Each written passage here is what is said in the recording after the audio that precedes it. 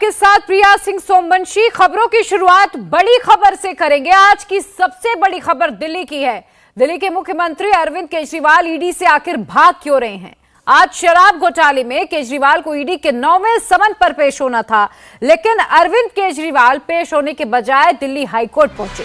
High court में गिरफ्तारी पर रोक लगाने की याचिका दाखिल कर दी। दिल्ली हाईकोर्ट में इस मामले पर सुनवाई हुई।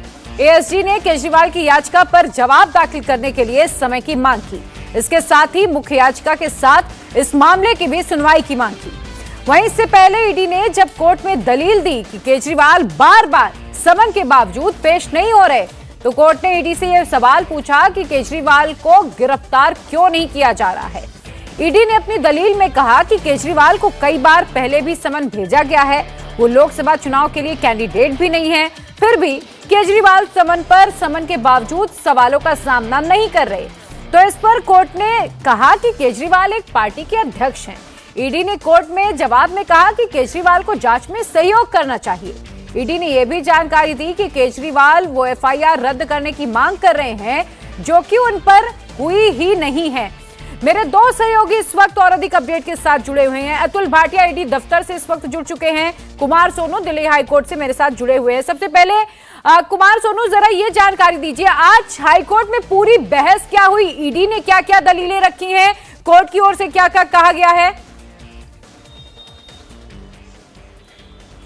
देखिए, ईडी का एक ही बात कहनी थी कि कल जब अरविंद केजरीवाल को राहत नहीं मिली दिल्ली हाईकोर्ट से, तो उसके बाद ये याचिका लगाई गई, जबकि उनका आज 11 बजे का समय था ईडी में पेश होने का, पूरा लेकर जो पॉलिसी थी उसको लेकर। लेकिन ईडी लगातार इस बात के खिलाफ रही कोर्ट में, और अभी भी जो है इस पर बहस चल रही है। ईडी लगातार ये कह रही है कि अरविंद केजरीवाल को जो है हमने निजी तौर पर जो है उन्हें बुलाया, जो लगातार मुख्यमंत्री कहते रहे कि वो किस हैसियत से मुझे बुला रहे हैं, पार्टी के अध्यक्ष होने के नाते या मुख्यमंत्री होने के नाते। तो अब ईडी ने पहली बार आधिकारिक तौर पर कोर्ट में यह भी क्लियर कर दिया है कि वो अरविंद केजरीवाल को निजी तौर पर बुला रहे हैं।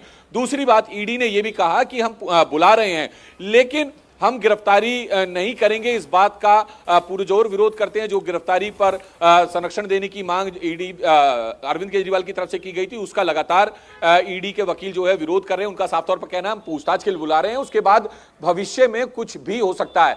तो वहीं जो अभिषेक मनु सिंघवी हैं, जो कि अरविंद केजरीवाल की तरफ से हाईकोर्ट में पेश हुए, उनका साफ तौर पर यह कहना है कि अगर गिरफ्तारी पर रोक लगा दी जाए, इंटरिम राहत दे दी जाए, तो इससे ईडी के ईडी पूरा स्ट्रक्चर है उसको किसी भी तरह से उसके साथ अन्याय नहीं होगा। लेकिन लगातार एएसजी जो हैं उनकी तरफ से ये कहा जा रहा है कि जो याचिका लगाई गई, जो कल लगाई गई थी, उसको लेकर भी आज ये बात कही गई कि वो याचिका सुनने लायक नहीं है। हालांकि 22 तारीख को उस पर जो है सुनवाई होगी कि ये याचिका सुनने लायक है या नहीं है, जो समन वाली याचिका है। लेकिन आज जो अंतरिम राहत वाली याचिका है उसको लेकर लगातार दोनों पक्षों के बीच में तीखी बहस चल रही है, और लगातार ईडी जो है बहस कर रही थी। ईडी की तरफ से वकील जो है बहस कर रहे थे। हालांकि ईडी की अपनी दलीलें पूरी हो चुकी है। अब जो है अभिषेक मनु सिंघवी अरविंद केजरीवाल और की तरफ से जो है पक्ष रख रहे हैं कोर्ट के सामने, और माना जा रहा है कि अब से कुछ देर बाद जो है कोर्ट का निर्णय आ सकता है, जिसमें तस्वीर साफ हो जाएगी कि अरविंद केजरीवाल को राहत मिली या फिर झटका मिला। बिल्कुल, लेकिन अब अतुल जरा ये जानकारी दीजिए कि जब ईडी ये साफ कर रही है, क्योंकि अरविंद केजरीवाल को तो गिरफ्तारी का ही डर है ना, ईडी ये साफ करी कि भाई हम गिरफ्तार नहीं करेंगे, आप सहयोग कर दीजिए, पूछताछ में जांच में सहयोग करिए, तो क्या अब अरविंद केजरीवाल कम से कम जब ईडी ने ये क्लियर कर दिया है कोई अरेस्टिंग नहीं होगी, तो फिर ये मानकर चलें कि अरविंद केजरीवाल सहयोग करेंगे आगे?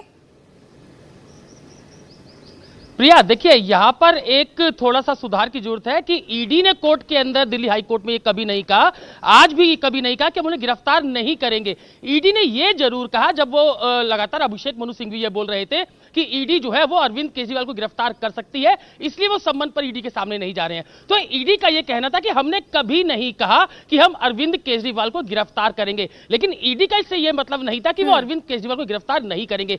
यहां पर पहले भी जो एएसजी एसवी राजू है, जो कि ईडी की तरफ से लगातार अपना पक्ष रख रहे हैं, उनका यह कहना था कि जब जांच अधिकारी के सामने अरविंद केजरीवाल पेश होंगे या कोई भी आरोपी पेश होगा, तो उसके बाद यह तय होगा कि आखिर क्या तथ्य है। उनसे जो आरोप आरोपी है उससे उन तथ्यों का मिलाप कराया जाएगा और उसके बाद ये आईओ तय करेगा, यानी कि जांच अधिकारी ये तय करेगा कि उसकी गिरफ्तारी पूरे मामले के अंदर बनती है या नहीं बनती है। तो जिस तरीके से एएसजी एसवी राजू जो कि ईडी की तरफ से दलीलें दे रहे हैं और इसके अलावा अभिषेक मनु सिंघवी जो कि वरिष्ठ अधिवक्ता है, वरिष्ठ वकील है और जो कि अरविंद केजरीवाल की तरफ से दिल्ली हाईकोर्ट में लगातार दलीलें दे रहे हैं, तो काफी तीखी बहस दोनों के बीच में हुई, जिसके चलते जो हाईकोर्ट है उसको भी बीच में, जो जज है उनको भी बीच में बोलना पड़ा। तो दलीलें दोनों तरफ से दी जा रही हैं। ईडी ये चाहती है कि कोई प्रोटेक्शन ना दिया जाए, ये जो अर्जी है वो सुनने योग्य भी नहीं है जो एसवी राजू एएसजी कह रहे हैं, लेकिन जो अभिषेक मनु सिंघवी है वो लगातार ये अब देखिए अभी भी कानूनी पेच कई है और अरविंद केजरीवाल इन्हीं पेचों में उलझाने की कोशिश कर रहे हैं कि ईडी इन कानूनी दांवपेच में उलझ जाए और फिलहाल उन्हें राहत मिलती रहे। आप दोनों का बहुत शुक्रिया फिलहाल तमाम अपडेट के लिए।